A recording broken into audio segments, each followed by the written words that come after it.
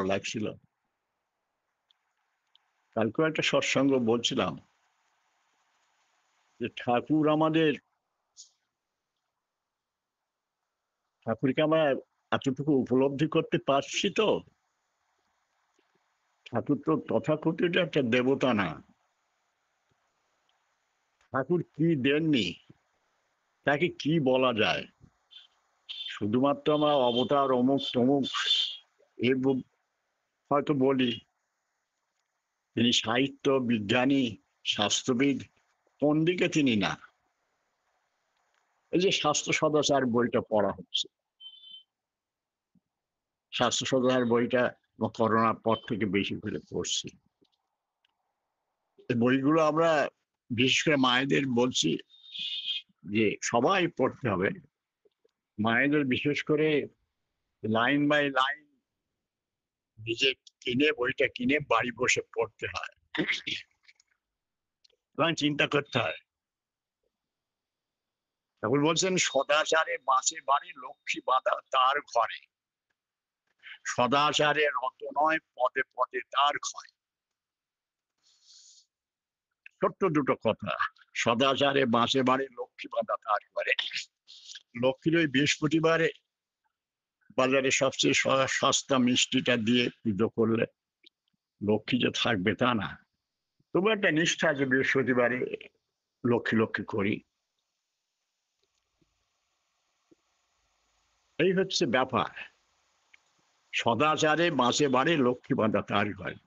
আজকে পাঠ হচ্ছিল যে খাওয়ার সময় এক নাক ঝাড়লাম আর এক খাচ্ছি, অবশ্য নাক ঝাড়ছি মানুষের সামনে, এটা অস্বাস্থ্যকর এবং অন্য মানুষের ঘৃণার বা তার বিরূপতার উদ্বেগ হতে পারে। সে খাবার সময় একটা বিরূপ মনোভাব থাকলে তারও মানসিক দিক থেকে, খাবার হজমের দিক থেকে অসুবিধা হয়। কোন মহাপুরুষ বলে গেছেন এই সম্মানে নাক ঝাড়া থেকে আরম্ভ করে বাথরুম সারা? ঠাকুর বললেন, শিগ্নি ঝেড়ে ধোয় না হাত, বক্ষ বেদির হয়। আমরা মনে সময় অনেক ডাক্তার বন্ধুকে আমি দেখতাম এই শিগ্নি ঝেড়ে সে লঙ্গিতে বসছে। আমি বলি, তোমরা ডাক্তার, তোমরা যদি এই কাজ করো, নাক ঝেড়ে লুঙ্গিতে মুছে দাও হাত বা নাকটা, তাহলে অন্য মানুষ। আমি বড় officer, top grade IAS officer, তাদেরও দেখেছি আর দু একজন আত্মীয় স্বজন এই খাবার দিল বলে হাত ধোয়া, আর কি হাত ধোয়াটা যেন একটা শেখেরে ব্যাকডেটেড। ওই মিষ্টি অহল্লা যা দিল হাত পেতে খেয়ে নিল। এই তো হচ্ছে। আর ঠাকুর কি বলছেন? ঠাকুর কেন, স্বাস্থ্যবিদরা বলছেন তুমি খাওয়ার আগে হাতটা উপযুক্ত ভাবে ধো, সাবান দিয়ে ধো। কারণ আমরা এই ঘুরছি ফিরছি, পকেটে পয়সা রাখছি, এই পয়সা, বিশেষ করে খুচরো পয়সা বা নোট, অসংখ্য রোগ জীবাণু, অন্তত 60-70টা বিষাক্ত রোগ জীবাণু এর গায়ে লেগে আছে। কত লোকের হাত ঘুরে আসছে দেখুন তো। আমরা মাছের দোকানে দেখলাম তো, আমাদের এই ভারতবর্ষে মাছ মাংস যেখানে বিক্রি করে তারা সবচেয়ে নোংরা। কারণ এখানে কোনো সাইন মানে স্বাস্থ্যপ্রদ ভাবে মাছ মাংস বিক্রি করে না। মাছ মাংস কথা এই সেন্সে বলছি, এগুলো কাটতে হয় তো, এগুলো রস বা অন্য অন্য কিছু রক্ত নিঃসরিত হয়, সেই সেন্সে বলছি। বিদেশে দেখেছি এগুলো কেটে ফ্রিজে রাখা হয়। আর আমাদের দেশে দেখবেন মেসো হাট, একটা কাঠের একটা আছে, বড় একটা কাঠ রাষ্ট্রখণ্ড আছে ওখানে লাগা, তার উপরে ওই মাছ কাটছে, মাংস কাটছে, সেই হাত দিয়ে পয়সা নিয়ে নিচ্ছে, সেই হাত দিয়ে সবকিছু করছে। এবং এইগুলো, এই মেসো হাটটা ধোয়ার মতো উপযুক্ত জলের পরিকাঠামো এই আমাদের ভারতবর্ষের চিন্তা করে না, আর পরিকাঠামো নেই। এই কোন রকমে ধুয়ে দেয় তার ওই মাছ মাংস কাটার জায়গাটা কিংবা তাদের ওই অন্যান্য জায়গাগুলো। জলের অভাব বা জলের যে পরিষ্কার পরিচ্ছন্ন সিমসাম করতে হবে, ইন্সপেক্টর আসে, তারা আসেন ওই নামে, তারা ইন্সপেক্টর, ফুড ইন্সপেক্টর দেখেন, বা তারা দেখেন না ইন্সপেক্টর হিসেবে নাম, আর আসলেও হাফ কেজি মাছ দিলে হয়ে যায়। অত্যন্ত অস্বাস্থ্যকর অবস্থা। সব আমি শুধু মেসোহাটার কথা বেশি কিছু বললাম মানে এখানে সংখ্যামটা বেশি হয়। আর অন্য সব জায়গায় এসবগুলো ঠাকুর তো বলছেন। সেখানে বলছে ঠাকুর কোন দিকে বলেননি। ঠাকুর উপযুক্ত প্রস্রাব করে উপযুক্ত শৌচ করার কথা বলছেন, যেটা আমাদের মুসলিম ভাইরা জল ব্যবহার করে। আমরা তো জল ব্যবহার করতাম না। আমি যখন কলেজে পড়তাম তখন আরম্ভ করলাম, লোকে বলতো এই অমুক সাজা, এই অমুক জাতির লোক। আমি বললাম, যাই বলো না কেন এটা স্বাস্থ্যকর জিনিস। এই ছোট্টখাট্ট যাই করিস তুই অভ্যাস কর্ম ব্যবহারে, সেই সম্পর্কে চালাই তোর এই জীবন কিংবা সংহারে। এই ছোট্টখাট্ট অভ্যাস, স্বাস্থ্য সদাচার যে মানা। আমাদের এখানে এক মন্ত্রী ছিলেন, বামফ্রন্ট আমাদের স্বাস্থ্যমন্ত্রী, বর্ধমানের শহরে। তারা বিভিন্ন জায়গা থেকে সব লোকাল লোকগুলো আসছে বলে আমাদের একটা স্বাস্থ্য কেন্দ্রে করুন আমাদের গ্রামে, আমাদের অঞ্চলে। এই সবার চাহিদা, এখনো চাহিদা থাকে মানুষের, হচ্ছে আরো হবে হয়তো। তা তিনি বলতেন যে স্বাস্থ্যের নিয়ম বিধিগুলি পালন করো, তাহলে স্বাস্থ্যকেন্দ্র প্রয়োজন কম হবে। বাস্তবিক কথা। ছোট্টখাট্ট ব্যাপারগুলো দেখবেন আমাদের প্রাত্যহিক জীবনে, আমাদের দৈহিক স্বাস্থ্য, সেই সেক্রেটারি থেকে আরম্ভ করে পায়খানা প্রস্রাব, এই অনেকে তো মানে বাথরুমে গিয়ে হাতটা ধোয় না। ঠাকুর বলছেন কি, চর্মরেখায় মলের কোনা লুকিয়ে থাকে লক্ষ্য ফোনা। বলুন তো কোন মহাপুরুষ এ কথা বলে গেছেন পায়খানা করে হাতটা ধুতে হবে? চর্মরেখায় মলের কোনা লুকিয়ে থাকে লক্ষ্য ফোনা। বহু মানুষ ধোয় না হাত, ওই যে জল দিয়ে ধোয়া হয়ে গেল, কিন্তু চামড়ার ভিতরে যে মলের লক্ষ্য কোনা সাপের মতো বিষাক্ত হয়ে আসে, এগুলো কি আছে? এবং ঠাকুর কোন দিকটা তিনি বলেননি। এ হচ্ছে ঠাকুর অনুকূল চন্দ্র, তিনি পুরুষোত্তম। জীবনের সমস্ত দিক তিনি নিখুঁত ভাবে বলে গেছেন। আর এর প্রত্যেকটি বিষয় ভবিষ্যতে এটা নোবেল পুরস্কার পাওয়ার উপযুক্ত। কারণ যে বিষয় নিয়ে নোবেল পুরস্কার পাচ্ছে, চা খাওয়া কোন সেলস গুলো কাজ করছে, এর উপর নোবেল পুরস্কার পেয়েছে সাম্প্রতিক কালে। হব্বিসি আমরা করি মহাপ্রাণ দিবস গুলোতে, হব্বিসির পরে নোবেল পুরস্কার কেন হব্বিসি করবো? এর সায়েন্টিফিক ব্যাকগ্রাউন্ড কি, কি উপকারিতা, এর উপরে নোবেল পুরস্কার পেয়েছে 16 সালে। বলছেন দুইজন বিজ্ঞানী, ফরাসি বিজ্ঞানী বলছেন যে আমরা যা খাই তা বেশিরভাগ অংশটা মলমূত্র রূপে বের হয়ে যায়, আর প্রয়োজন মতো ভিটামিন বা অন্যান্য সামগ্রী আমাদের পাচক যন্ত্র সংগ্রহ করে আমাদের যেখানে যা পাঠানোর দরকার সেখানে পাঠায়। চোখে, হাতে, মুখে যা যেটা প্রয়োজন খাবার সেটা তার পাঠিয়ে সজীব রাখে। চোখেরটা চোখে দেয় ভিটামিন এ জাতীয় জিনিসগুলো, ক্যালসিয়ামটা হাড়ের দিকে দেয়, সেগুলো পাঠিয়ে এটা ভয়ঙ্কর একটা ইন্টারনাল গভর্নমেন্ট সিস্টেমস, এগুলো পাঠিয়ে দেয়। কিন্তু আমাদের কিছু অংশ, যেটা টক্সিন বলছে মেডিকেল ভাষায়, আমার দেহে জমা থাকে। আর ঠাকুরও তো এই টক্সিন বের করার জন্য প্রতিদিন থানকুনি খাওয়ার কথা বলছেন, যে থানকুনি একটা বা দুটো থানকুনি পাতা ডাঁটা সমেত চিবিয়ে খেয়ে 1 গ্লাস জল খাও। তোমার ভেতরেরটা ধুয়ে সার্পের মতো যেমন কাপড়ের ময়লা ধুয়ে দেয়, পেটটা পরিষ্কার করে তোমাকে সুস্থ সবল রাখে, টক্সিন গুলো বেড়ে ওঠে। শুধু ঠাকুর কেন, আয়ুর্বেদ শাস্ত্রে মেডিকেল সায়েন্সটাই বলছে। আমরা খাই তো, মুখে যে ব্যবহার নেই সেই শিক্ষা মুখে চাই। আমি ছোট্ট জিনিস খাই তো, ও নানান বাহানা দেখা, এই ছায়া থানকুনি পাবো কোথাও, অমুক কোথায়, এখানে করে বহু জায়গায় দেখি দাদারা বড় পাবাস খাবার সাংঘাতিক সাংঘাতিক থানকুনি করে সাজের পরে। যদি জায়গা না থাকে, ল্যান্ড না থাকে, মাটি না থাকে বাড়িতে, এ করছে, তখন থানকুনি পাতা খাচ্ছি তো।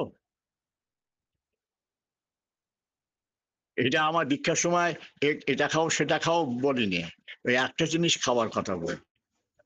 যে তুমি থানকুনি পাতা খাও, সেটা আমরা খাচ্ছি তো। স্বাস্থ্য সমাচার, শিবিরগুলোর মন্দির ভাবি যত্ন করে শরীরটাকে একটু সুস্থ রাখে, বিধি মাফিক পালিশ থাকে শিবিরদের মন্দির। এটা এমনি ঠাকুর বলেছেন পার্থিক জীবনে, আর সস্তয় নিয়ে এটা প্রথম নীতি, শিবিগ্রহের মন্দির ভাবি যত্ন করি শরীরটাকে। আমরা সেই মন্দিরটাকে যত্ন করছি তো, ছোট্ট খাট্টি জিনিস এগুলি। হ্যাঁ, যেগুলো বলছিলাম বলে ডাইভার্ট হয়ে গেলাম। বলছে যে টক্সিন গুলো জমা থাকে ক্ষুধা লাগলে, যখন পেটে কিছু না, আমার সিস্টেম গুলো, আমার সকালে একবার কিছু জিনিসপত্র পেটে ঢোকে তারা খায়, আবার দুপুরে খায়, বিকেলের দিকে সামান্য পায়, আবার রাতে খায়। তো আমাদের খাবার যে যে যে যন্ত্রগুলো আছে সেই মতো তারা কাজ করে, খাবার পেয়ে তারা যার সে কাজে লেগে যায়, পেটে ভিতরে খাবার ঢুকলে যার ফাংশন সে করে। এখন যখন পেটের ভিতরে কিছু যাচ্ছে না, অব্যের সময় ধরুন সেই সকাল থেকে কিছু পড়বে না, জল ভিন্ন, সে সময় তারা বলে আজ তো কিছু পেলাম না, আমার তো অভ্যাস ছিল সকালে একটু খাওয়া বা এই সময় একটু খাওয়া, সেই জিনিসগুলো তো পাচ্ছি না, এখন কি খাই কি খাই। খিদে লাগলে, দেখেছেন, খিদে লাগলে ভিখারিরা রাস্তার খাবার কুড়িয়ে খায়, বহু বড় বড় হোটেলের সামনে তারা ভিড় করে খাবার ফেলে দেবে তাই খাবে, এই নিয়ে নানান কথাবার্তা উঠেছে। এবং বহু বহু বহু এনজিওরা সেই হোটেল বা রেস্টুরেন্টে খাবারগুলো, অতিরিক্ত খাবারগুলো সংগ্রহ করে এদের খেতে দেয়। ডাস্টবিন থেকে ফেলে দেওয়া খাবার খিদে লাগলে মানুষ খায়, এবং খায় আমরা সবাই জানি, দেখেছি। আর সবচেয়ে বড় প্রমাণ হচ্ছে আপনাদের এই যে সোনারপুর, এর বাড়ির ধারে আমার সুহাসিনী দেবীর কথা শুনেছেন, তার লাইভ আপনার জানেন। এই সুহাসিনী দেবীর ছেলেরা খেতে পেত না বা আয় ছিল না সংসারে, তিনি ওই ডাস্টবিন থেকে খাবার সংগ্রহ করে খেতেন। এখন ছেলেরা ডাক্তার বা প্রতিষ্ঠিত হয়েছে। আবার জানেন, নিজে একটা হসপিটাল খুলেছেন যেখানে বিনা পয়সায় চিকিৎসা হয়, ওষুধপত্র দেওয়া হয়। আর ইনি সুহাসিনী মিস্ত্রি, রাষ্ট্রপতি পুরস্কারও পেয়েছেন। তো গড়িয়াতে চল্লিশ, আমি দেখি, যাইনি কোনো সময়। গড়িয়ায় গেছি অসংখ্যবার, গড়িয়া সোনাপুর অসংখ্যবার গিয়েছি, কিন্তু এই সুহাসিনী দেবী হসপিটালে এখন খবরের কাগজে দেখি, টিভিতে দেখি খায়।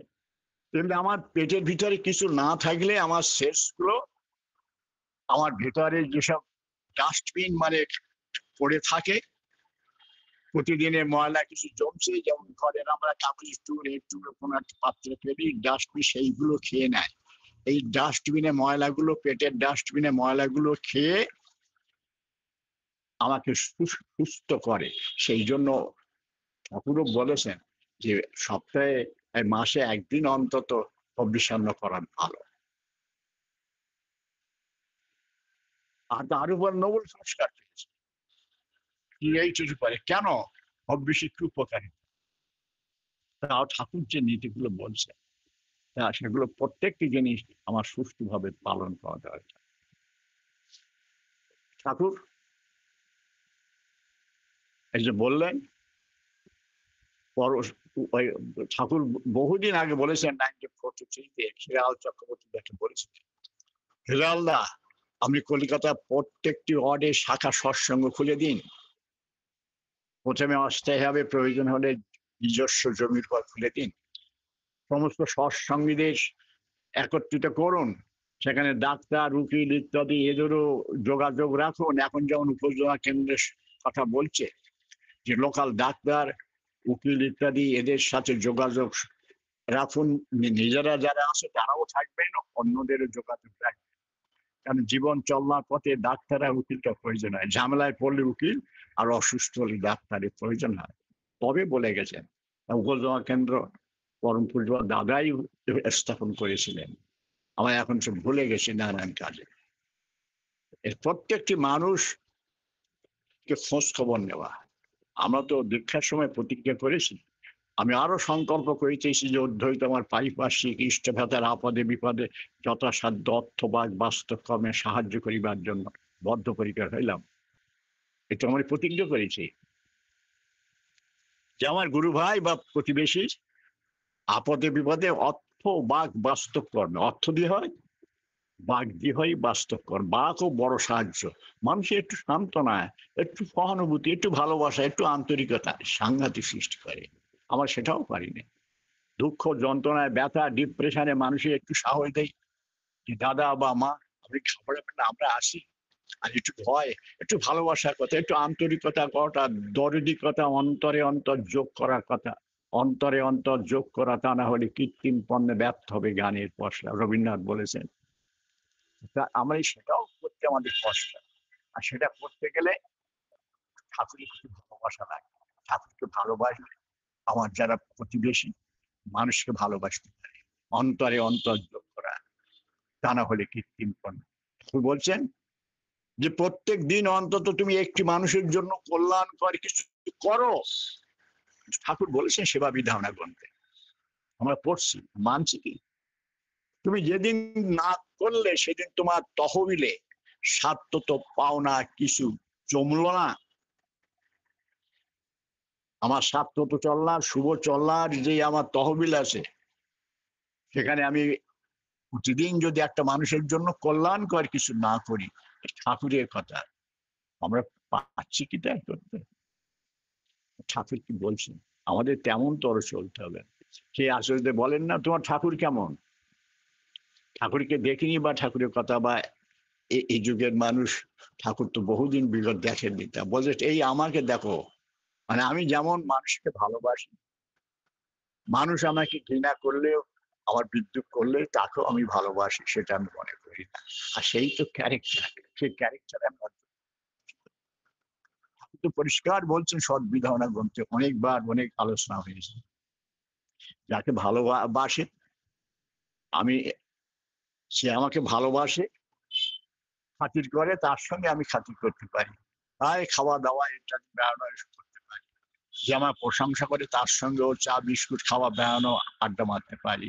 কিন্তু যে আমাকে নিন্দা করে তার সঙ্গে আমি ভালোবাসতে পারি তো? তাকে সহজভাবে আপন করে নিন্দা আড্ডা দিতে পারি তো? ভাগবত আড্ডা যেটা ঠাকুর বলছেন, মিলেমিশে চার দোকানে হোক, এর দোকান হোক, বেড়ানো হোক, আমি চলতে পারি তো? দু কাপ চা খাওয়াতে পারি তো তাকে?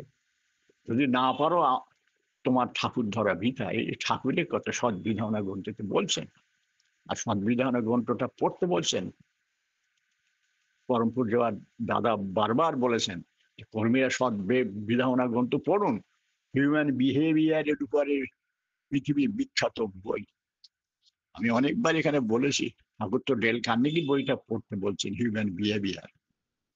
আর এই ডেল কার্নেগির হাজার গুণ বিশ্লেষণাত্মক বই হচ্ছে ঠাকুরের সদ্বিধান গ্রন্থ, হিউম্যান বিহেভিয়ার।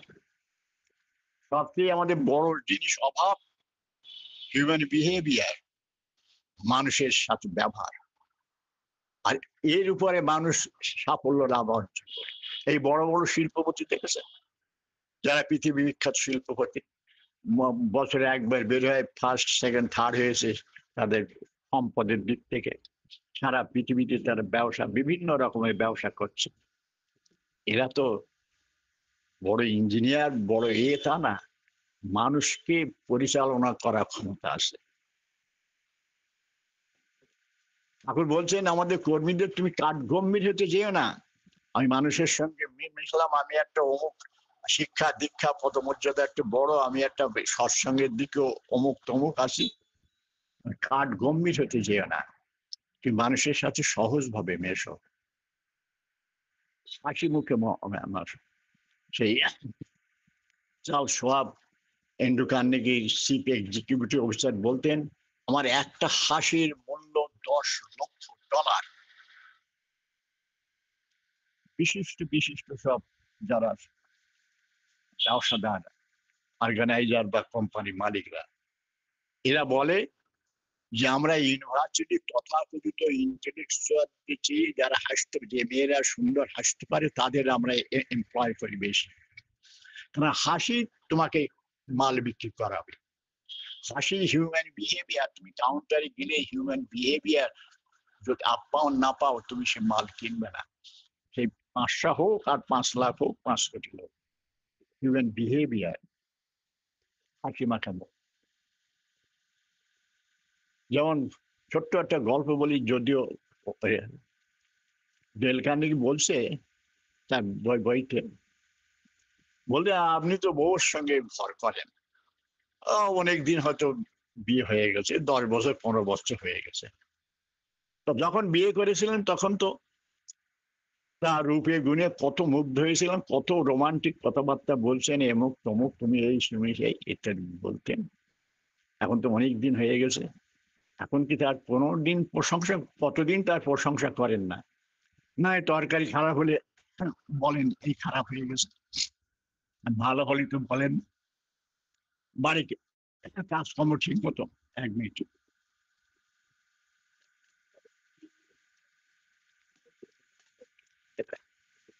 হ্যাঁ, বাড়ির কাজকর্ম ঠিক মতো না হলেও প্যাটাং প্যাটাং করেন, প্রতিদিন প্রশংসা করেন না, অথবা একদিন তাকে তো খুব প্রশংসা করছেন। তো বলছেন যান, বাড়ি যান, কি অন্তত বউকে একটা প্রশংসা করুন। এবার কি বাড়িতে হঠাৎ বউকে প্রশংসা করবো কিরকম করে? তা বলুন 2-4 মিনিট পরে এটা ওটা খুলতে খুলতে, জামা কাপড় খুলতে, প্যান্ট খুলতে খুলতে বলুন যে না, তোমার চুলগুলো বেশ ভালো।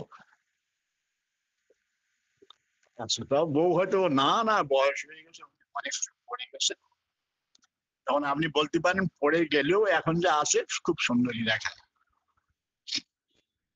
এটা তো পয়সা খরচা হয় না। কিন্তু আপনি যে একটা কথা বললেন, সে অন্তত 1 সপ্তাহ চিন্তা করবে, না আমার চুলটা সুন্দর, চেহারাটা সুন্দর, স্বামী আমাকে খুব ভালোবাসে। এইটুকু বিনা পয়সায় করতে পারে। সেই যে গান আছে না, তোমার হাসিতে বধূ জানি না কে আসে মধু বর্জ্য করো শ্যামা। হাসিটাই হচ্ছে মানুষের এই দাম্পত্য জীবন সবচেয়ে মূল্যবান জীবন। দাম্পত্য জীবন হোক, পারিবারিক জীবন হোক, এবং সংঘ জীবন হোক, আমি সহকর্মীদের সঙ্গে যদি হেসে ব্যবহার না করতে পারি, মিষ্টি চলনে, চাহনি তোমার মিষ্টি করো, কথার চলন তোমার মিষ্টি করে ঘুষাও সবার ব্যথা, আমার চাহনির ভিতরে যদি মিষ্টতা ভালোবাসা না থাকে, তাহলে আমার ঠাকুর, এই ঠাকুর তো বলছেন, কেন বলেন ঠাকুর কি বলেননি? চাহনি তোমার মিষ্টি করো, কথা চলন তোমার মিষ্টি করে ঘুষাও সবার ব্যথা। আমরা সাধারণত কিছু মানুষকে ভালোবাসি, এই সহকর্মী, প্রতিবেশী, বন্ধু বান্ধব, যাদের সঙ্গে মিশি, পরিবারে। আর কিছু মানুষকে আমার এড়িয়ে চলো বেটা, এইরকম ইত্যাদি খারাপ। আমাদের গুরু ভাই বলি, ঠাকুর বলছেন সাধারণত আমি যাকে ভালোবাসি তার কাছে গেলে আমার শরীর থেকে একটা ভালোবাসার ভাব, রশ্মি বিস্তারিত হয়, আমার দেহ থেকে একটা ভালোবাসার রূপ বিস্তারিত হয়, ওই পারস্পরিক একটা সৌহার্দ্য সৃষ্টি করে। যাকে ঘৃণা করে তার কাছে গেলেই আমার দেহ থেকে ঘৃণার ভাবটা আমার শরীর থেকে বের হয়। প্রত্যেকের শরীর থেকে, তার দেহ থেকে সেই ভাবটা বের হচ্ছে। তার চোখের চাহনি, চলা বলায়, মুখ, দেহটার এমন ভঙ্গি থাকে, এগুলি বোঝা যায় এই লোকটা ঘৃণা করছে বা এড়িয়ে চলছে বা ভালোবাসছে। তো ঠাকুর বলছে না, বিজ্ঞানও তাই বলছে। তাই সেজন্য বলি ঠাকুর কি বলেননি, যে আমাদের প্রত্যেককে ভালোবাসতে হবে। যাহার ভাবিস ফণি তাহারে যে আসে মনে, তার মাথায় আসে মনি, বাজাতো প্রেমের বাঁশি ভবের বনে ভয় বা করে। ঠাকুর বলছেন, বারবার বলছেন, বাট ফরে নট, নট বাট ফরে নট কথাটা বলতেন। বলছেন কাউকে বাদ দেওয়া যাবে না। নেপোলিয়ান যুদ্ধে পরাজিত হয়ে একটা ঘোড়া পাঠাতে চেয়েছিলেন তার বন্ধুর কাছে, হয়তো কোনো সাহায্যের জন্য। ঘোড়ার নাল মানে লোহার যে জুতোটা ছিল না, তাই ঘোড়া পাঠাতে পারেননি। খালি পায়ে ঘোড়া পাহাড়ি পথে চলতে পারে না, আমরা যেমন চলতে পারি না, ঘোড়াও চলতে পারে না। যদি একটা নাল পাওয়া যেত, ওই ঐতিহাসিক বলছেন, হয়তো পৃথিবীর ইতিহাস বদলে যেত। আর ঠাকুর সেইটা বলেন, বাট ফরে নেন, মানে তুমি কাউকে অবহেলা করতে পারেন না। একটা ঘোড়ার নাল, লোহার নাল, জুতো, সেটা পাওয়া যায়নি, অবহেলার জন্য ইতিহাস পাল্টে গেল। আমার দুনিয়ায় আরো অবগুণ নেই, প্রত্যেকের ভিতরে গুণ আছে। সেই গাছ, বৃক্ষ, লতা, মানুষ, পশু পক্ষী, সবাইকে ভালোবাসে, সবাই রে বাসে ভালো, তো মনের কালো ঘুম, ভালোবাসার ছিল। আসুন, আমি আর বিস্তৃত করবো না, সবাইকে ভালোবাসি, সবাইকে আপন বোধ করে আমরা একটা পরম পুরুষের সেই পুরুষোত্তমের সঙ্গে আমরা নতুন পুরুষোত্তমের সঙ্গে মোরা জগতে শিল্প নবস্বরাজ, নতুন একটা সমাজ ব্যবস্থা গড়ে তুলি যেখানে মানুষ সুখ শান্তি পাবে। না নাহলে আজকের জীবনে প্রত্যেকটা দিক একটা বাঁচা বাড়া কোন পরিপন্থী হয়ে গেছে, কোন দিকে তাকাবেন? প্রত্যেকটি বিষয় আজকে মানুষের বাঁচা বাড়ার পক্ষে ক্ষতিকর হয়ে গেছে। আজকে শয়তানের সাতন দীপ্ত অভিজ্বলন দৈনন্দিন জীবনে খুশিতে নিত্য অভিযাত্রী হয়ে চলবে। ঠাকুর তো বলে গেছেন, আজকে সবকিছু একটা শয়তানের সাতন দীপ্ত অভিজ্বলনের হয়ে চলছে। তো ঠাকুরের ভাষা এগুলো আপনারা জানেন সব। বলে আমি যা বলছি তোমরা তা করবে না, ভবিষ্যৎ হবে কি সমস্যা আসছে না, পৃথিবীর অলঙ্ক ব্যবস্থার সৃষ্টি করতে আরম্ভ। শয়তানের সাতন দীপ্ত অভিজ্বলন খুশিতে নিত্য অভিযাত্রী হয়েছে, তাই তো চলছে। এই জন্য দায়ী আমরা। আসুন আমরা আরো ভাবে মানুষের কাছে যাই, মানুষকে ভালোবাসি, তার কথা বলি, যজন যজন ইনস্টিটিউটে পড়াশোনা করে নতুন আর সাম্রাজ্য গড়ে তুলি। জয় গুরু, জয় গুরু, জয় গুরু।